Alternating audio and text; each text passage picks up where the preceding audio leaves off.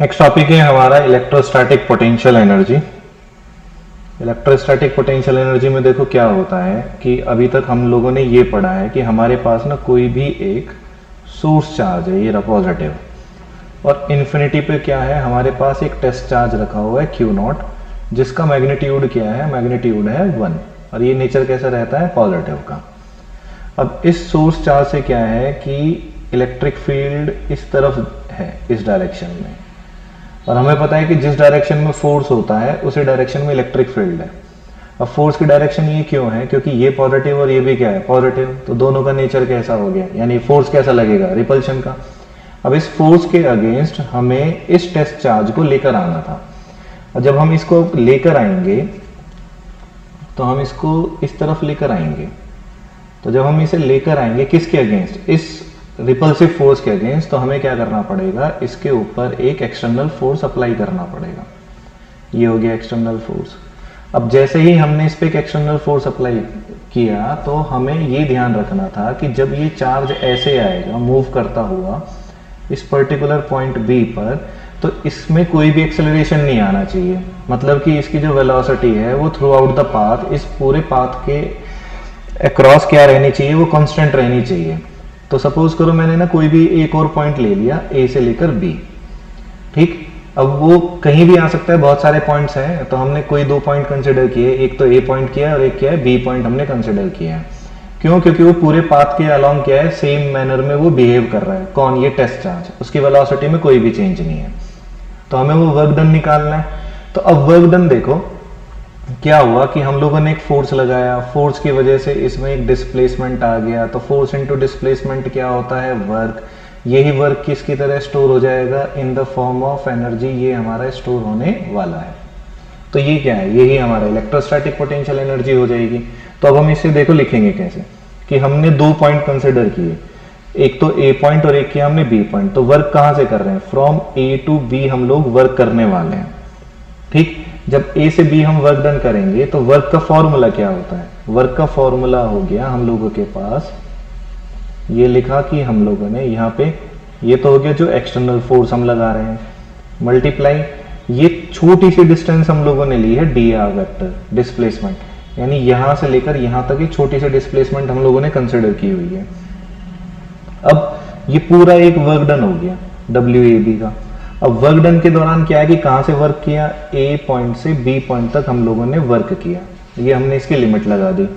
अब इसके अलावा हम लोग अगर ध्यान से देखें तो इस एक्सटर्नल फोर्स की जगह we can write F electric field. अब देखो इसका फोर्स जो इलेक्ट्रिक फील्ड का फोर्स है और एक्सटर्नल फोर्स का जो मैग्नीट्यूड है वो हर एक पॉइंट पर क्या होना चाहिए, बराबर होना चाहिए। जितना इसका इफेक्ट होगा उतना ही इसका इफेक्ट भी रखना है हम लोगों को, तभी उसके अंदर हम एक्सेलरेशन को जीरो कर पाएंगे। अगर किसी भी एक की वैल्यू ज्यादा हो गई तो एक्सेलरेशन जीरो नहीं होगा।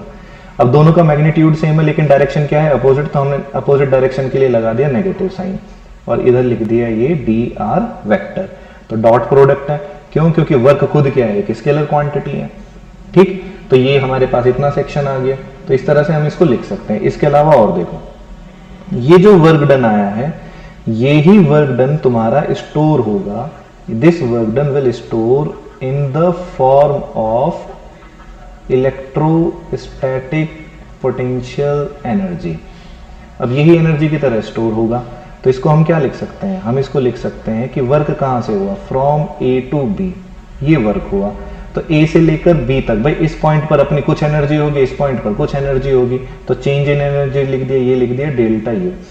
अब हमेशा चेंज कैसे निकालते हैं, हायर में से लोअर को माइनस करेंगे, तो इस पॉइंट पर बी पॉइंट पर एनर्जी का लेवल क्या होगा, ज्यादा, और ए पॉइंट पर एनर्जी का लेवल होगा कम। तो इसलिए हमने इसको यू बी माइनस यू ए लिखा है, ठीक। अब इसी को और देखो क्या, कि हम लोगों को पता है कि पोटेंशियल की जो डेफिनेशन होती है किसकी, पोटेंशियल डिफरेंस, तो हमने लिख दिया कि देयरफॉर जो पोटेंशियल डिफरेंस है डेल्टा वी, कहां से कहां तक का पोटेंशियल डिफरेंस, वो ए से लेके बी तक का वर्क हुआ और किसके ऊपर हुआ, टेस्ट चार्ज के ऊपर। अब इस डब्ल्यू ए बी को हम देखो क्या लिख सकते हैं, डब्ल्यू की जगह क्या लिखा जा सकता है, U B minus U A upon में ये लिखा क्यू नॉट। तो ये चेंज इन पोटेंशियल डिफरेंस भी आ गया हम लोगों के पास। अब अगर हम ये माने कि जो पॉइंट ए है, मैंने ये लिखा कि if point A is at infinity, यानी ए को हम इंफिनिटी वाला पॉइंट मान रहे हैं, तो उस दौरान जो हमारा वर्क है वो कहां से हो रहा है, इंफिनिटी से लेकर कहां तक हो रहा है, बी पॉइंट तक। तो इसको क्या लिखोगे, फिर से delta U, change in potential energy, higher किस पॉइंट पर, बी पॉइंट पर, इन्फिनिटी हो गई ये यू इन्फिनिटी। अब इन्फिनिटी पे उसकी कोई भी पोटेंशियल एनर्जी नहीं है, तो ये हो गया जीरो। तो इसको सिंपली क्या लिख दिया, ये लिख दिया उस पर्टिकुलर पॉइंट पर जो एनर्जी है उसको ऐसे लिखा दिया है।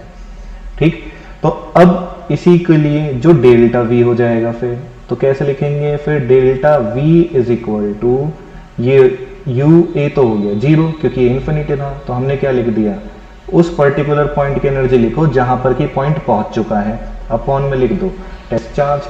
तो ये हो गया हमारा इलेक्ट्रिक पोटेंशियल डिफरेंस या सिंपल इलेक्ट्रिक पोटेंशियल। तो इस तरह से हम इनको भी लिखते हैं। अब ये ध्यान से सुनो कि हम एनर्जी को कैसे ज्यादा और कैसे कम बोल रहे हैं, इसके ऊपर भी आएंगे। तो देखो पहले कुछ चीजों को ध्यान रखो कि जो इलेक्ट्रोस्टैटिक पोटेंशियल एनर्जी रहेगी वो इलेक्ट्रिक पोटेंशियल एनर्जी इस बात पर भी डिपेंड करती है कि जो बॉडी है या जो ऑब्जेक्ट है उसका खुद इलेक्ट्रिक चार्ज कितना है, या उसका इलेक्ट्रिक चार्ज कैसा है, या वो पॉजिटिव है या नेगेटिव है। दूसरा, वो इस बात पर भी डिपेंड करेगी जो रिलेटिव पोजीशन है। दूसरा हमने लिखा कि वो रिलेटिव पोजीशन विद किसके साथ, जो अदर इलेक्ट्रिकली चार्ज बॉडीज हैं, with other electrical charge bodies या ऑब्जेक्ट, उनके साथ उसकी पोजीशन क्या है, कितनी डिस्टेंस है, बेसिकली ये है। अब ध्यान से देखो कि कैसे हम ज्यादा पोटेंशियल एनर्जी और कैसे हम कम पोटेंशियल एनर्जी को कंसिडर कर रहे हैं। तो सपोज करो ये हमारे पास कोई भी एक ऑब्जेक्ट है, ये ऑब्जेक्ट हमने कैसे लिया है, ये नेगेटिव चार्ज ऑब्जेक्ट है, और एक हमने लिया है यहां पर ये पॉजिटिवली चार्ज ऑब्जेक्ट, ये लिया इस तरह से। अब यहां पर ए पॉइंट है, ए पॉइंट भी यहां पर है, और यहां पर भी बी पॉइंट है, और यहां पर भी ये बी पॉइंट है।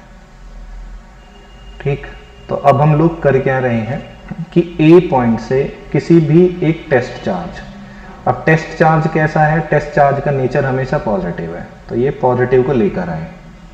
अब ध्यान से देखो, इसके लिए जो इलेक्ट्रिक फील्ड लाइंस है वो ऐसे हैं इस डायरेक्शन में, इसके लिए जो इलेक्ट्रिक फील्ड लाइंस हैं वो टूवर्ड्स द प्लेट है या टूवर्ड्स द बॉडी है।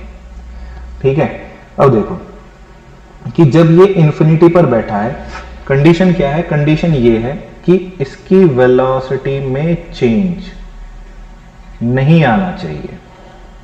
ठीक, तो अब यहां से इसको हमें ध्यान से देखो कि हम लोग कितनी मेहनत कर रहे हैं या कितना फोर्स हम अप्लाई कर रहे हैं, वो चीज हमें फाइंड करना है। हम लोग ये ध्यान से रखना कि हमारा एफर्ट, तो अगर मैं इस वाले पॉइंट को देखूं तो यहां से मुझे इस पॉजिटिव टेस्ट चार्ज को अगर इसके पास लेके जाना है तो मुझे बाहर से एक फोर्स लगाना पड़ेगा इस तरह से, इसे मूव कराने के लिए। ये ध्यान रखना, मूव कराने के लिए जो फोर्स लगाना है हमें वही कंसिडर करना है। तो जैसे ही मैं इस पॉइंट पर आऊंगा तो इस प्लेट का इस पॉइंट पर इफेक्ट बढ़ जाएगा, तो मुझे अपना जो फोर्स है वो और ज्यादा बढ़ाना पड़ेगा।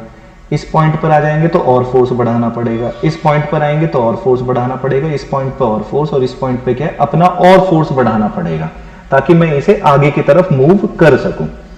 ठीक है, अब हमने क्या माना हुआ है कि इसका एक्सेलरेशन कितना है, जीरो, चेंज इन वेलोसिटी कितनी है, चेंज इन वेलोसिटी भी है जीरो, तो इसका मतलब हर टाइम पर ये सेम डिस्टेंस को कवर कर रही होगी।